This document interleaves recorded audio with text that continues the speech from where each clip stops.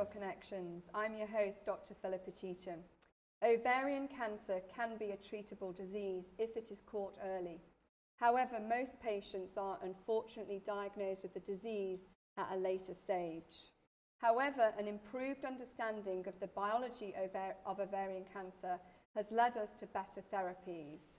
And it has also given women more tools to use to help determine their risk and possibly even keep the disease from ever developing in the first place. On our panel today, we have Dr. Alvarez Secord.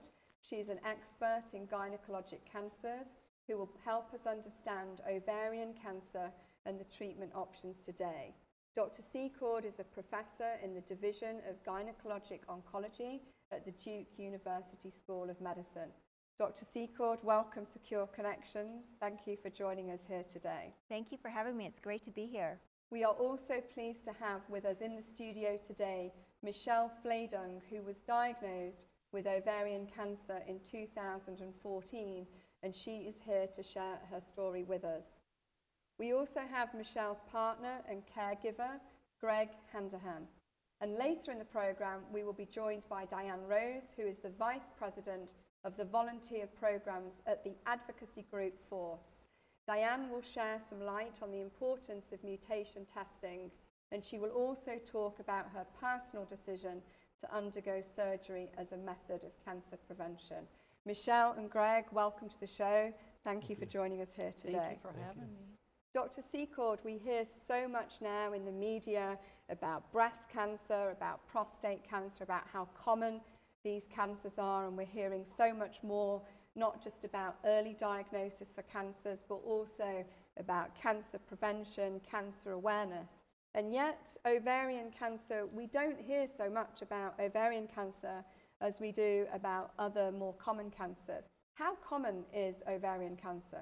Well, the reason we don't hear as much about ovarian cancer is because it's not very common.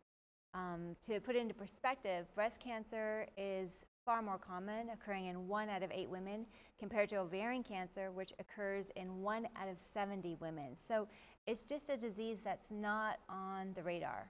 And although we don't hear so much about ovarian cancer, for those of us that do know about ovarian cancer, it often goes with a rather bad label that this is a disease that often presents quite late, unlike breast cancer.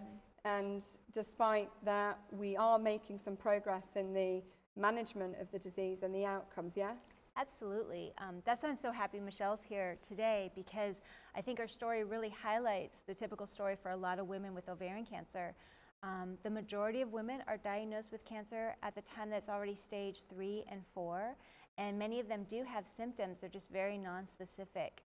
In terms of the overall incidence of ovarian cancer, about 22,000 women in our country will develop this cancer. Every year, right? And unfortunately, it's the most deadly of all the gynecologic cancers, or the female reproductive organs. And about 15,000 women die each year of this disease. The good news, and I tend to be very much an optimist, so the good news for me is when I started my training in the mid-90s,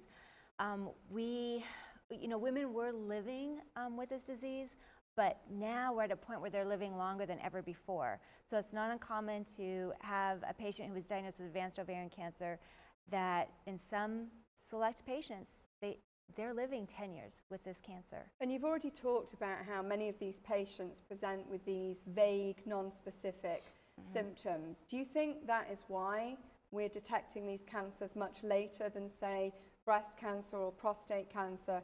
Or is it because we don't have a screening program? And should we have a screening program for ovarian cancer?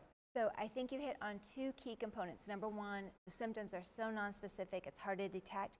You think about the size of the ovaries, they're tiny, so they can grow quite large before somebody even feels that there's a mass there. And then the other part you mentioned was screening. We have a really good screening test for breast cancer. We have some screening tools for prostate cancer. But for ovarian cancer, our current methods of screening are just not sensitive enough to detect these cancers. And the other problem here is that some of these cancers may not be slow growing. You know, to be able to detect something in screening, you need a cancer that's slower to grow, starting at stage 1, a period of time to develop into invasive cancer. Whereas maybe these cancers are developing very quickly and they're high stage already. But a good news on this horizon as well is there's research that's coming out of the United Kingdom, for instance, evaluating different ways of screening that may be better in terms of detecting the disease earlier, preventing cancers, or at least detecting them at early stages where they're curable. Now, before we talk about Michelle's story, we've already discussed that ovarian cancer is a cancer of the reproductive organs. What age group of women are most at risk, and what's the common age that women present, or can this affect a woman regardless of any age? So that's a fantastic question. So most women are postmenopausal.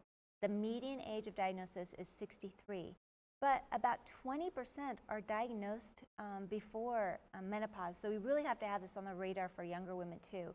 And the women that are at greater risk for having an early stage of diagnosis are women who have genetic risk. So women who have mutations in certain genes, like BRCA1 and 2 are some of the most common, but we are now identifying a whole host of other genes that can be inherited and put women at risk. So do you think that women who are at higher risk, how do those women know that they're at higher risk? You're talking about genetic mutations, but would a woman know whether she was at higher risk based on her genetic makeup? How do you know? So later on the show, we're going to have Diane come in and talk about her history and her work that she's doing, and that's a perfect segue to that, because a lot of times women don't know, so you really have to be clued in about your family history. In this day and age, though, where we now know that it's important to screen all patients who have a diagnosis of ovarian cancer with genetic tests, then we can identify if they have a germline mutation. And if they do have a germline mutation, then we can offer testing to their family. That's called Cascade Testing. And in that way, we can identify women who are at risk and inform them about options that they have to prevent cancer.